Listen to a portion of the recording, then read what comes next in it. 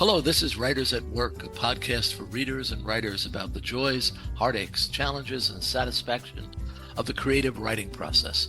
I'm your host, Jim Fusilli. I'm joined today on Writers at Work by Paul Muldoon, recipient of the Pulitzer Prize for Poetry, the T.S. Eliot Prize, the Irish Literature Prize for Poetry, among other acknowledgments. Some 30 collections of his poems have been published. Paul taught at Princeton and Oxford and served as poetry editor of The New Yorker. Of his poetry, Clair Wills, author of Reading Paul Muldoon, wrote, "Muldoon stands by the entrance or rabbit hole and seems to invite us inside. Critics," she reported, "agree that Muldoon's poetry is playful, tricksy, erudite, given to complex rhyming structures, full of references to seemingly unconnected objects and events, that it mucks around with cliche and is often frustratingly obscure." Undeniable, in other words. But today we won't be discussing Paul Muldoon's poetry, at least I don't think so. I contacted Paul to talk about Visible from Space, the new album by Paul Muldoon and Rogue Oliphant. Each song on Visible from Space marries Paul's lyrics with music and vocals by different members of Rogue Oliphant, a collective featuring Cait O'Riordan of the Pogues, David Mansfield of Bob Dylan's band, Warren Zane of the Fuegos, among others. Produced by Tony Visconti, Visible from Space arrives on September 12th. Until then, you can find a few videos on YouTube. It isn't Paul's first venture into rock. He wrote lyrics for the Handsome Family and co-wrote the title track of Warren Zevon's album My Ride's Here. Paul also edited the lyrics, 1956 to the present, by Paul McCartney. He's been in bands for years, including Wayward Shrines, whose members Chris Harford and Ray Kubian contribute to Visible from Space. All that said, let's get to it with a guest I'm so eager to meet. Well, we know your background as a poet, but what is your background as a lyricist and composer? Well, I've always been fascinated by the business of writing songs. I come from Ireland, as you may have noticed from my accent. It's a bit of a mishmash now because I've lived in the US for almost 40 years. And in the Irish tradition, and indeed in many traditions right around the world, there is a very significant connection between words and music. And in fact, in the Gaelic tradition, the Irish-speaking tradition, many of the great songs were poems, many of the great poems, songs. So I was brought up in that tradition. It's and as I said, it was a tradition that one found in English also. The word lyric, of course, that we use vis-a-vis a lyric poem, refers to the fact that in that tradition, the poems were accompanied by a lyre or some version of a lyre or harp. So there is, of course, a difference between the song lyric and the poem. There's a real difference, but the connection, there's also a connection that's very real. And that's true into the modern era, of course. One of my favorites, Leonard Cohen, for example, his collected poems, as they're published, are indivisible from his collected song lyrics. So Leonard was a person who for whom the term I found very useful is pressure per square inch. The pressure per square inch in a Leonard Cohen song was roughly about the same, or perhaps even higher than, same as or higher than your average poem. So I've just always been fascinated by, somewhat under the influence of Leonard Cohen and Paul Simon, various others, Warren Zevon, who was one of my great heroes, always very interested in trying to write songs. When you were quite young and you were thinking about a future for yourself. Um, was there a fork in the road? I can go this way and be a songwriter, or I can go that way and be a poet. Or did you see it as a part of a whole? I sort of liked to think of it as part of a whole, even though I didn't really start writing songs until a bit later on. I was always fascinated by the fact that one of our great Irish poets, Patrick Kavanagh, had written a song called On Raglan Road, which Mm, was set to a traditional air, The Dawning of the Day is the name of the tune and the name of the air, and it was sung by the Luke Kelly of the Dubliners. And as a kid, even a teenager, I was a big fan of the Dubliners. I always felt, wouldn't it be great to have a poem that was also sung? Insofar as I had a sense of a future, and mind you, those were still the days when there was such a thing as a future, which is less and less clear yes. right now. Yeah, I always was fascinated by that.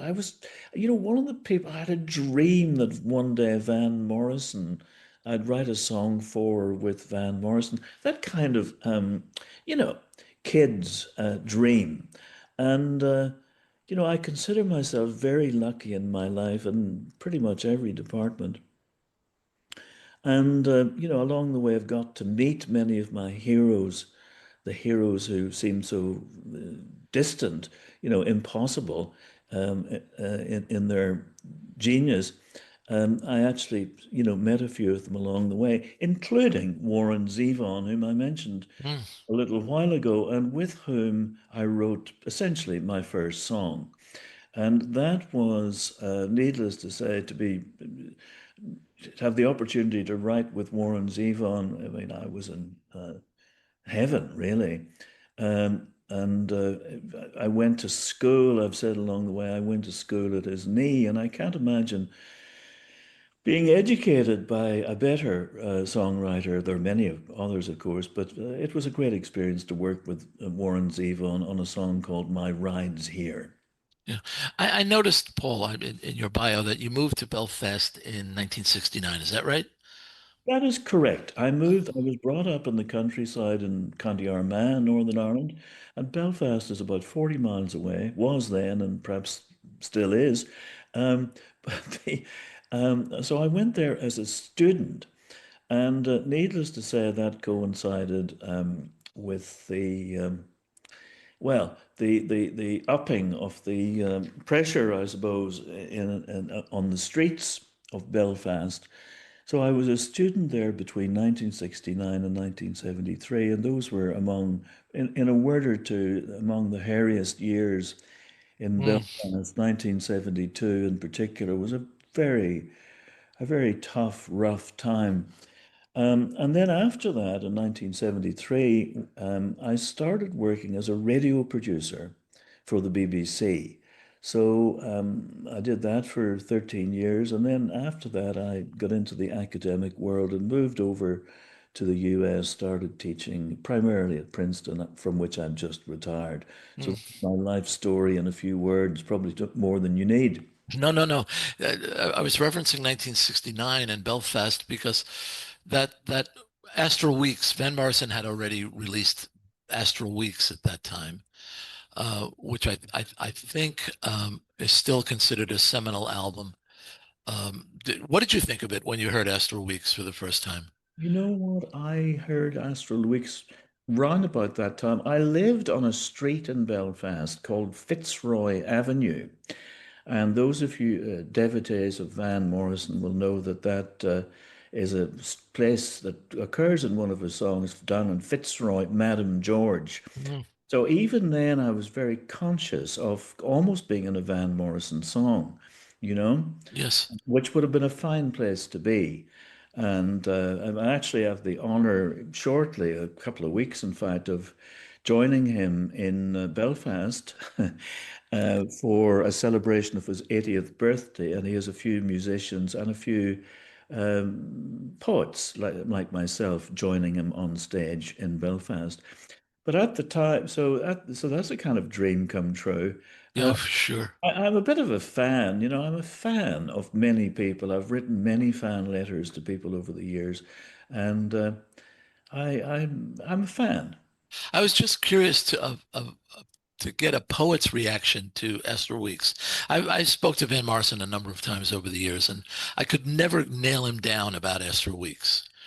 I could never get him to admit that the words were in any way meaningful to him.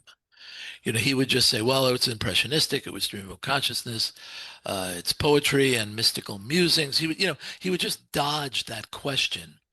Well, And it may. I think a lot of, if you don't mind my saying, no, please go. I have a feeling that not everyone is absolutely, what would one say, eloquent about where things come from, and I would include myself in that regard. I mean, I have been a university professor, retired a month or two. So part of my job was to find, semi-coherent things to say about poems and songs, right?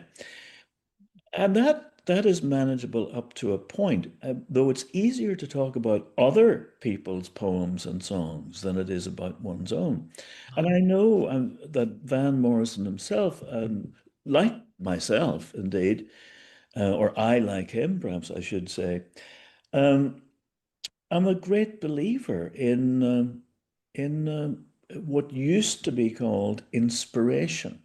I mean, this is true of many songwriters. It's true of just one who comes to mind immediately is Paul McCartney, with whom I had the pleasure of working on a book called The Lyrics. And Paul McCartney, no less than Van Morrison, will tell you that he doesn't really know where these things come from. It's a mystery to him. Like Van, is overcome by, overtaken by, taken over by, is used by the song to get into the world. So I happen to believe that, which is not to say that either Paul McCartney or Van Morrison, and we happen to be talking about just now, Right.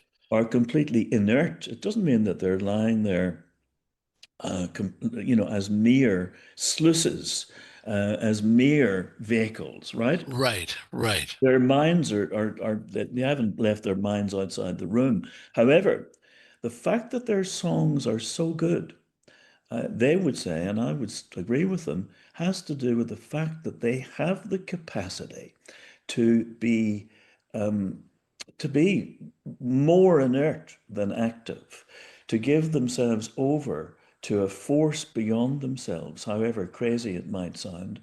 And when you do that as a writer, poet, songwriter, only then do I believe that anything interesting will happen. Because I can tell you, nothing of interest would happen if I were in charge, right? Right. Has to be some other force Yeah, at I think when you have, and I confine my comments to lyrics, um, w- when you have someone who is writing, as you say, who is, I'm sorry if you could hear that, a motorcycle just went past my window. Um, when you have an artist who's writing impressionistically or from stream of consciousness, I think you can retrofit the songs. You can figure out what the inspiration was. Well, what is vital in all of this, we use the term stream of consciousness, and Van Morrison might have used it, as you say. What we're talking about is being in touch with one's on or subconscious, Right. right? That is the key. Um, that is the key. And it's one of the reasons why, because we're connecting with I happen to believe also in such a thing as the collective unconscious, right? Which is a notion that was put around by Carl Jung, among others. And, this kind of collective, system or reservoir of images and ideas that's bigger than all of us. And when you plug into that, it's one of the reasons why other people can connect with it. And it's also one of the reasons why it's very hard to describe it and to analyze it. For the simple reason that it is sub or on.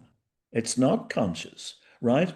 And Right. we go through our lives doing things without, just never mind writing songs, just getting through the world without quite realizing why we do things or how we do things, and it comes as a surprise often to artists when somebody points to something in a song or indeed a poem, and they themselves have not really um, recognized or understood themselves what was going on. And on balance, it's much more effective to have to give, as I say, to allow that to the fore.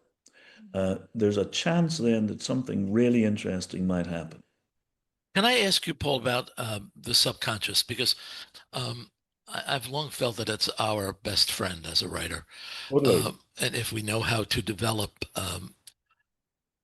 and utilize the subconscious properly, when you talk to your students about it, what advice do you give them to nurture that relationship with the subconscious mind? Well, as I mentioned earlier, I've been teaching at Princeton for many years, and in a strange way, what I say to them actually, among other things, is, look, you got into this university because you're very smart and you've done this and you've done that. So it may come as a surprise to you when I ask you to put all that, if not behind you exactly, to put it to one side. Because in this particular business, this particular activity, what we're interested in is what you don't know rather than what you know. And the example I always give is, if you know it, I know it, more likely than not. And if I know it, you probably know it too. You may well know it. And we want to be in a place with our poem or our song where nobody really expected that to happen, right? Um, you know, there's this notion sometimes that we're dealing with what oft was thought but ne'er so well expressed, as Pope put it, Alexander Pope. Right. And that is a little bit of it's a little bit not quite on the money as far as I'm concerned, because we want to be somewhere that no one has quite thought of before. It may just be an image, a phrase that in this particular configuration, no one has actually seen before at all. So to get there, and there are many eloquent poets on this, the most famous of them, well, there was Wordsworth. He talks about the condition of wise passiveness, right? So wise on one hand, as I said earlier, you don't leave your head outside the door, but passiveness being that vehicle. Keats most memorably described it um, as the condition of negative capability, which he ascribed particularly to William Shakespeare. And basically, he said that Shakespeare was so good because he was able to go in, quote, uncertainties, mysteries, doubts, without any idle reaching, I think it is, after thought and ideas or something along those lines. I haven't quite got it, but I'm retired now, so don't worry. But No, in I think the essence of what you just said, what is known can be known. What is unknown has yet to be revealed. That's right. And revelation is the business we're in. You Right. won't come away from a poem or a song thinking, my heavens, I would never have thought of that. Not in a million years would I have thought of that. And it's not true only of poems and songs. It's true of many. There are revelations all over the place, including, by the way, in the academic world, in critical revelations. So that's what was happening in Kubla Khan, right? That Yeah. that's what's happening in in Elizabeth Bishop's poem or Emily Dickinson's poem. I put them very nicely together there, Emily Bishop. But you know what? Again, I've retired, so don't hold it No, against. no, no, no, not at all. I was, you and I are about the same age. I think our frame of references for rock lyricists from our youth are probably very similar. But you mentioned Leonard. Mr. Cohen was a poet, and we can see in Paul Simon's work that poetry was important to him. Totally. But then you have someone like Joni Mitchell, who I think she might say, no, I wasn't trained as a poet. I didn't read poetry till I was older. And then you have this whole generation of people whose main inspiration are not poets, but they're other rock lyricists. Right. That's perfectly in order. I mean, in that sense, poets' main inspirations are other poems. So it's not so weird that rock lyricists would be influenced by others. And by the way, what what's happening in rock lyrics doesn't necessarily have to be poetry at all. It doesn't have to be on that level. Okay, so Paul McCartney wrote the Beatles, produced what Eleanor Rigby, right? Right, And right, you see that's up there. That will stand the test of the page, right? Though it doesn't have to, and it's most truly itself with the music that accompanies Eleanor Rigby. However, with a song like, with the Beatles, Why Don't We Do It in the Road or something like that, right. not about to say that that's in the same vein or the same operating in the same way as Eleanor Rigby, but it doesn't have to be. And rock lyrics can be, they can come in almost any form. Indeed, writing can come in almost any form. And I think it would not be a wise person who would start, adjudicating as to which is better. It's not a question of this is more this or this is less that.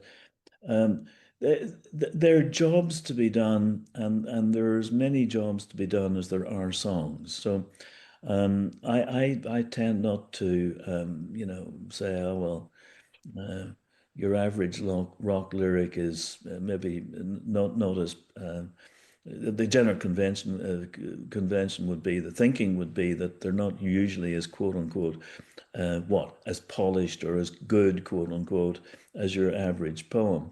I mean, it's worth remembering that your average this and that is actually not very good. Be it your be it your average plumber or alas your the person your average physician. Uh, uh, you know, They're never average, right? average. What I was, what the question I did want to ask is, when you're writing a poem, where does the rhythm come from? Because Yeah, we know where the rhythm comes from for a rock lyricist. right. And that's the key distinction, actually, that you just touched on. Go ahead, finish your question if you No, do. I mean that's was why one and one is three is a great rock lyric. That's correct. But I don't know that it would be a great poem.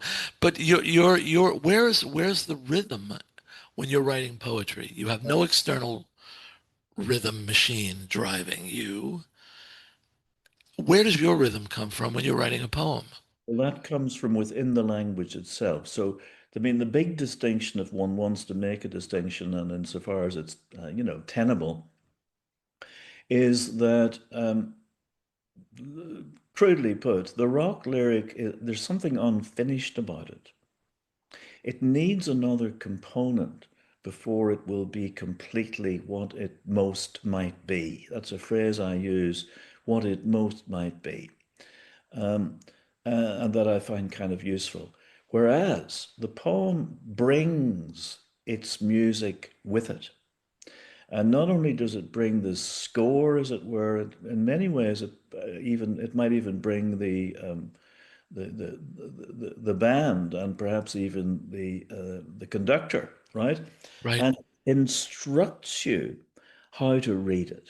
It has its own intrinsic music. The music comes with the words. And that's one of the reasons why, by the way, it's for many people, it's a little dangerous, maybe simply not a great idea to set poems to music. Um, in many ways, they don't quite need it. And that's a helpful thought, as we discuss the whole area of um, the relationship between words and music and some of these songs. Yeah, yeah. One of my favorite exercises to do just for the fun of it is to change the punctuation in rock lyrics. Uh-huh. I mean, if you say, "Let me take you down because I'm going to," that's a lot different than what John sings. Yeah. Paul Simon has the obvious child. If you change it, why deny the obvious, comma, child? It takes on quite a different meaning. But then you are removing them for the rhythm of the song. So anyway, I'm off point. Can we talk about Rogue Oliphant, please?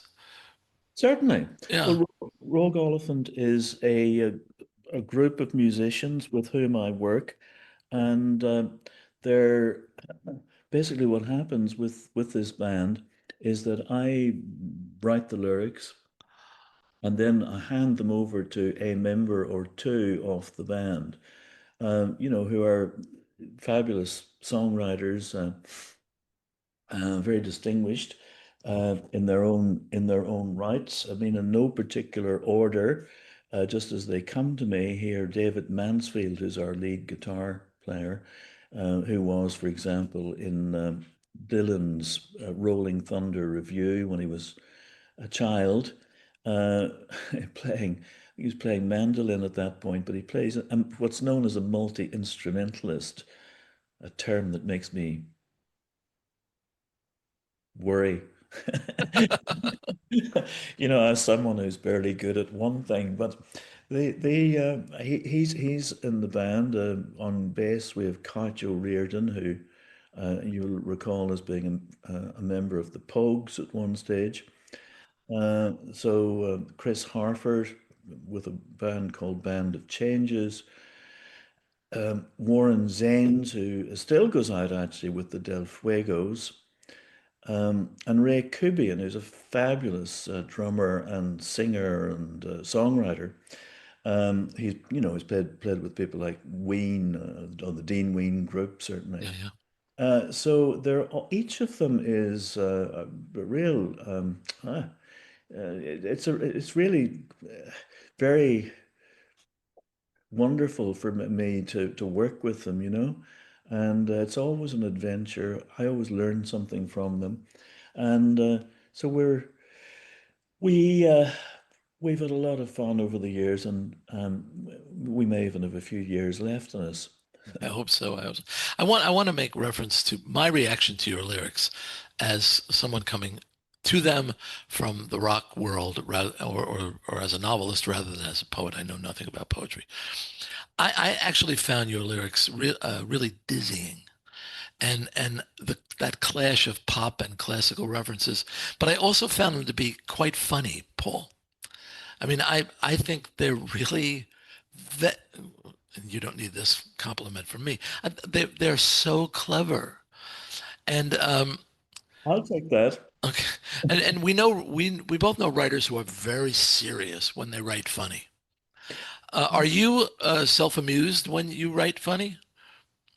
Well, one doesn't, of course. It's inappropriate to laugh at one's own jokes. Oh, well, to go back to what I was saying earlier, I don't even think of them as my jokes any more than I really think of them as my songs. I'm plugging into something, including actually the tradition of, rock and roll songwriting, but other traditions as well. I mean, I was very saddened the other day by the passing of Don Lair. I mean, who was a great. I mean, there's a funny guy, very clever guy. I mean, I would love to be able to write a song even remotely as good as his songs. Uh, but then I'm interested in music theater. I'm interested in the American songbook. Interested in the Gershwins and all of those guys. And So I'm interested, I suppose, in a word or two in trying to write rock songs insofar as it's possible, and it is possible for grown-ups, you know? Right. I mean, we were all, I mean, we know that the classic elements of rock and roll, which is when you speak about your age and our age, which is something we saw born pretty much. We were pretty much there at its birth throes. Some people say we've actually witnessed its death throes. I happen not to belong to that, take that view, that belong to that sense of things. No, I mean but what I like to think is that we can go beyond, sex and drugs. Uh, Right. Not that Right. I'm coming down on either of those, by the way, just to be clear.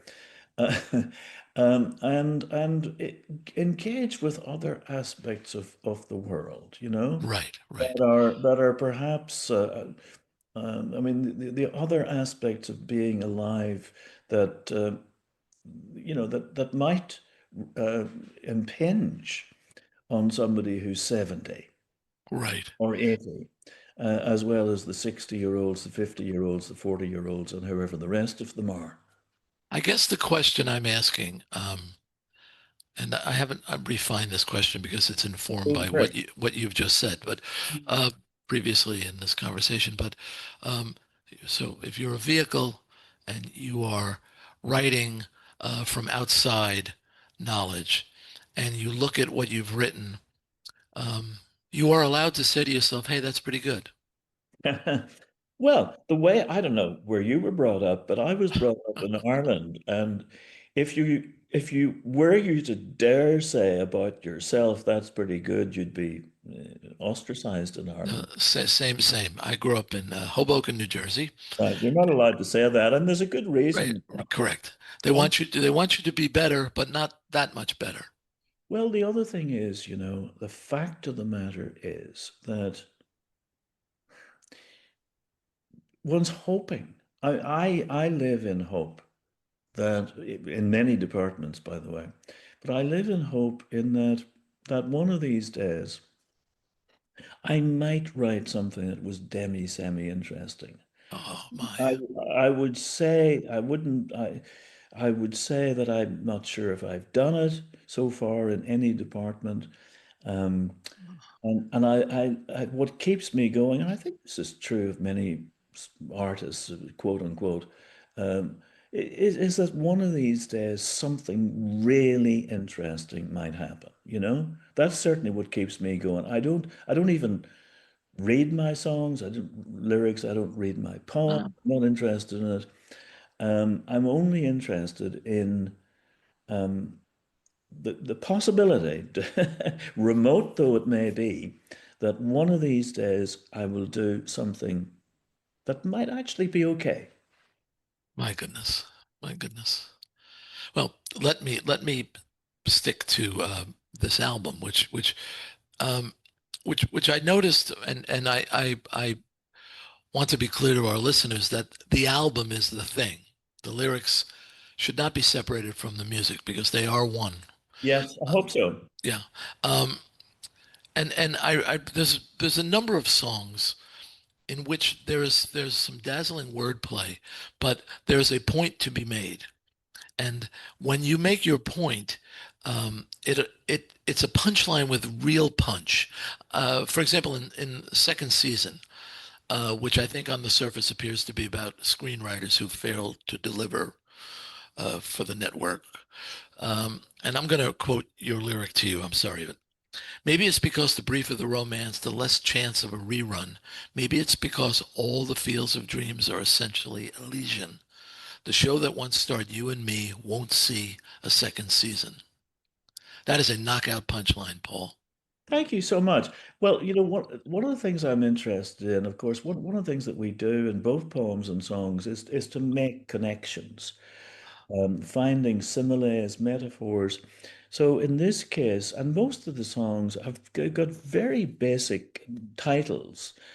Reading too much, only thing, for example.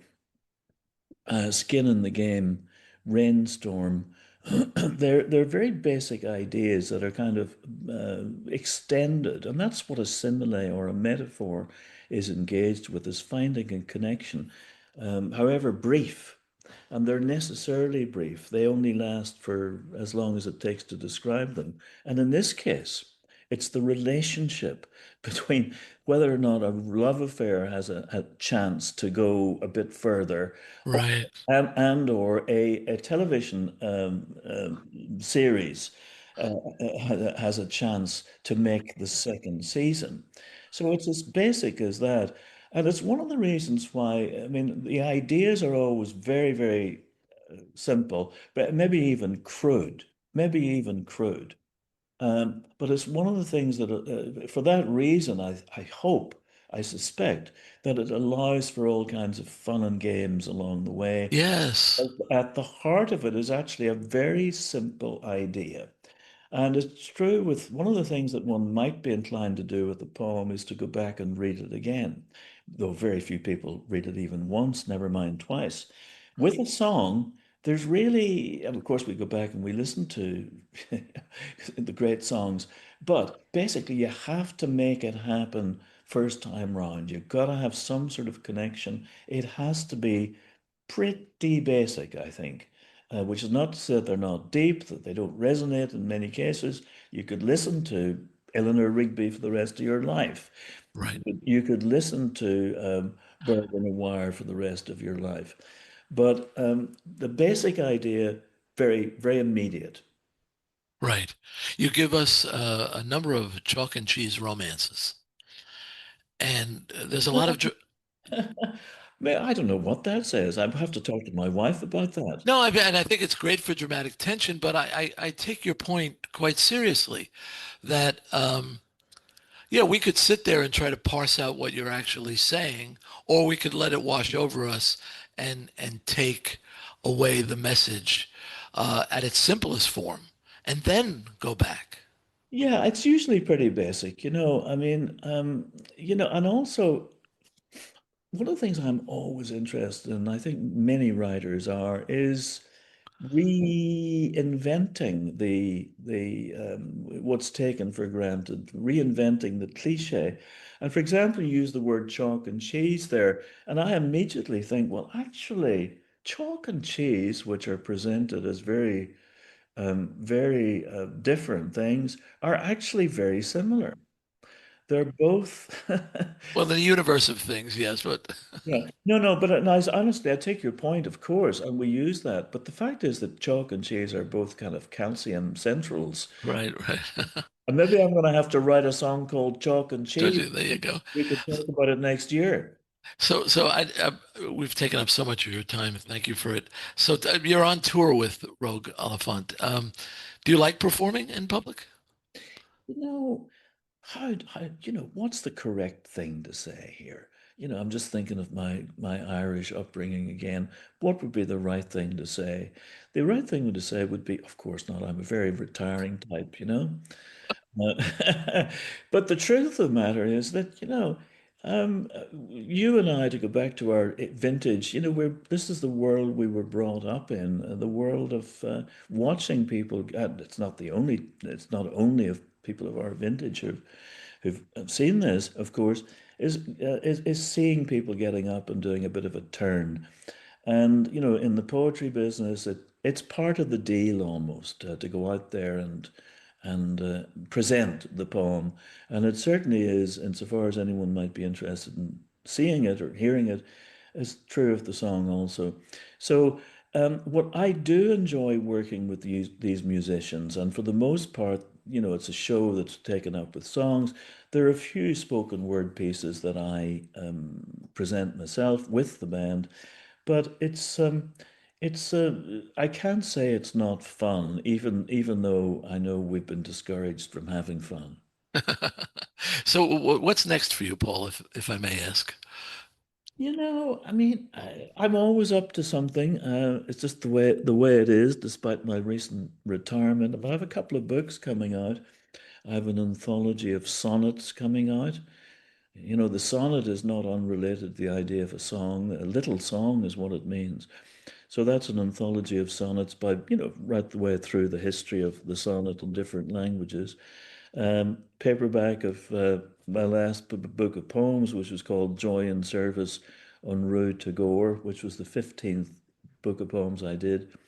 It's coming out in a week or two. Some lectures that I gave in Ireland over the last 2 or 3 years are coming out under the title Talking Heads. Huh? And by the way, David Byrne, needless to say, is mentioned along the way.